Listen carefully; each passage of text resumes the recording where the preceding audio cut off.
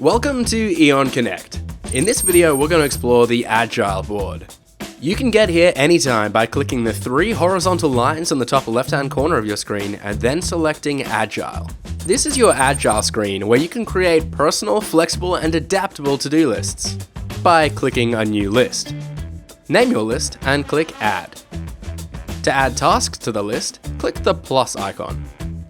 Now you can name the list, set a start and end date, priority, status, users, and description. Add a document by clicking on the paperclip icon.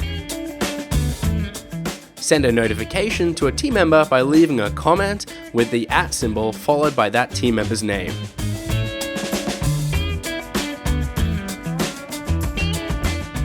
To move a task between lists, simply drag and drop.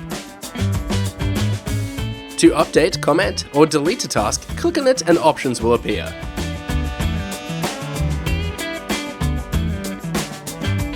To delete, edit, or print a list, select the 3 vertical dots beside the plus icon and your options will appear. And that's all you need to know about the Agile boards. We'll catch you next time. Eoiin Connect, organize your projects, connect your team, manage your work, grow your business.